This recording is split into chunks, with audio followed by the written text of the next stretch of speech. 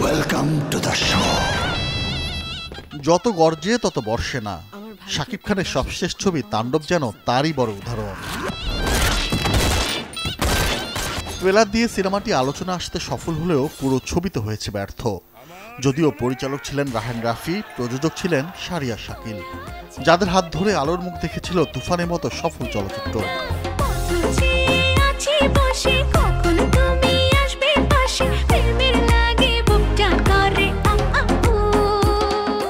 মজার বিষয়, করোনা পরবর্তী শাকিব খানের এক ছবি হিট তো পরের ছবি হচ্ছে ফ্লপ।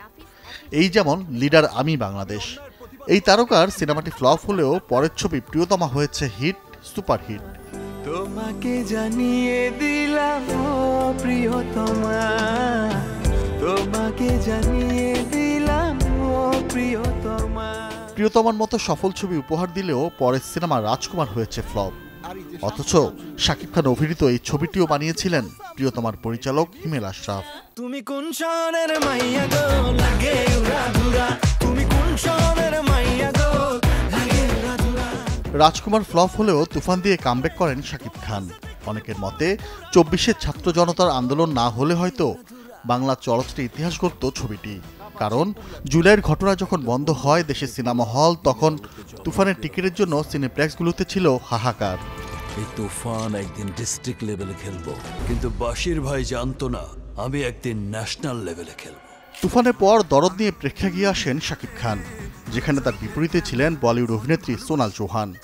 অনেক আলোচনায় থাকা সিনেমাটি খুব একটা সুবিধা করতে না পারলেও পরের ছবি বরবাদ হয়েছে সফল।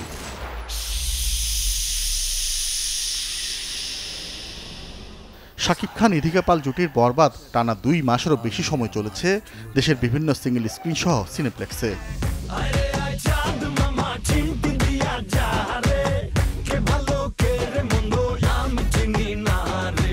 এই যখন বাস্তবতা, তখন শাকিব খানের আপকামিং সিনেমাটি আছে একটু স্বস্তিতে, কারণ তার সবশেষ ছবি তাণ্ডব যে হয়েছে ফ্লপ। 26 সেপ্টেম্বর সোলজার ছবির শুটিংয়ে অংশ নেবেন শাকিব খান। এই সিনেমার কাজ শেষ করেই 15 নভেম্বর থেকে শুরু করবেন Prince once upon A time in Dhaka ছবির দৃশ্য ধারণ। Desk report, channel 24।